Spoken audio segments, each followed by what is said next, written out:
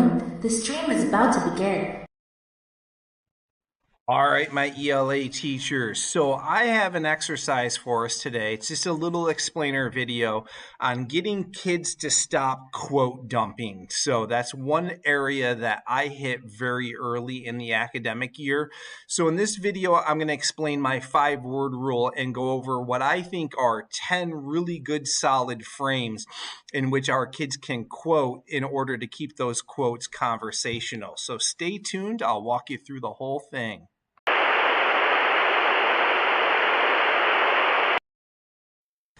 All right, my ELA friends. So let's quickly go over the objective for this assignment. So it says students will practice embedding quotations using advanced quote integration techniques while following the 5-word rule, which I'll unpack in just a second. Students must place a minimum of 5 original words before every quotation. So that's the 5-word rule. It should keep the quotes sounding conversational, but we got to focus on a couple of mechanics with it. This workshop models sophisticated embedding strategies using Charles Bukowski's poem Bluebird. Students will then imitate these techniques with a separate poem. So my models are going to focus on Bluebird, and my students are going to take one of the 5 poems that we're using in this unit. You can use any poems that you choose. So examples of weak embedding. So I don't want my students to say anymore, Bukowski says, or the quote says. So it's indicative of quote dumping. There's no contextualization. I find that the writer's voice just disappears and vanishes, and then it's using weak literary verbs. So says and uses are 2 verbs that I don't want my students to dabble in anymore. So frame number 1 is what I call contextual embedding. So here's an example. While exposing the emotional fragility concealed beneath masculine toughness, Bukowski confesses that there's a bluebird in my heart.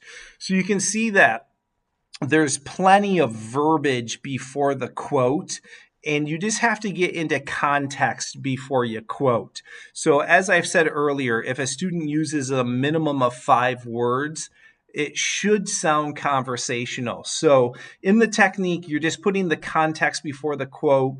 You have smooth integration to keep that conversational in nature, and then the 5-word rule needs to be employed. Frame number 2. Commentary before evidence. And this is something that my students really struggle with, is that commentary. And I know just flirting around in the Facebook groups, it's a systemic issue or a perennial issue that teachers need to address. So just look at this one. As the speaker struggles to suppress his sensitivity and tenderness, Bukowski reveals that the bluebird wants to get out, right? So you can have some analysis before the quote. The quote completes the thought, and then the biggie is that it avoids the quote dump. Frame number 3 is bracket integration. So I've read the exams for AP Lang and AP Lit several years in a row. And oftentimes I don't see students bracket, and they break that conversational nature. So just something like this. While acknowledging the emotional repression demanded by society, Bukowski explains that there's a bluebird in my heart.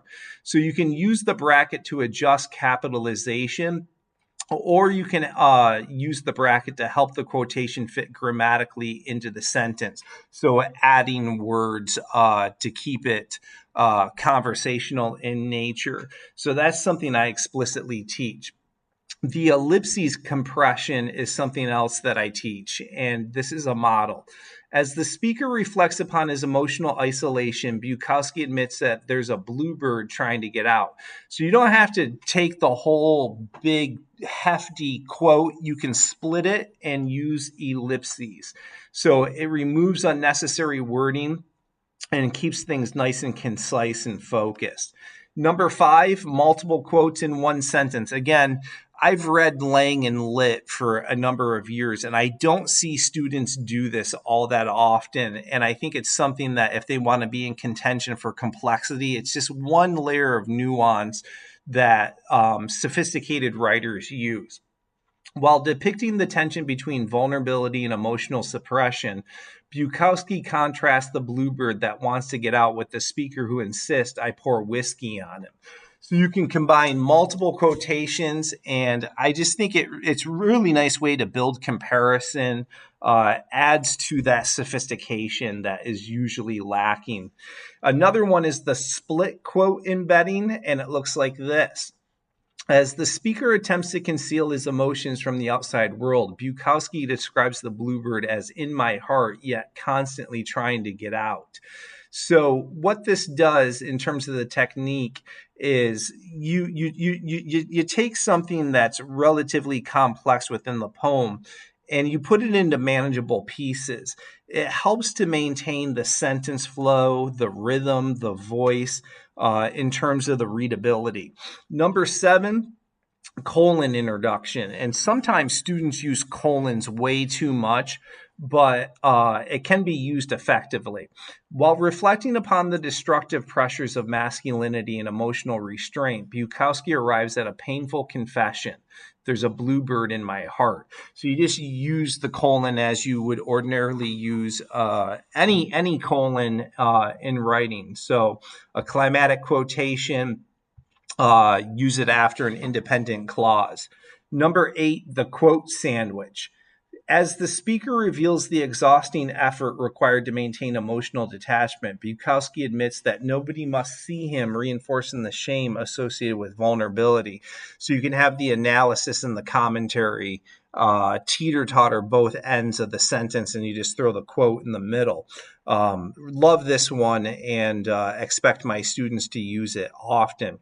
Number 9, you can embed a literary verb. And one of the things that I teach explicitly are good active verbs.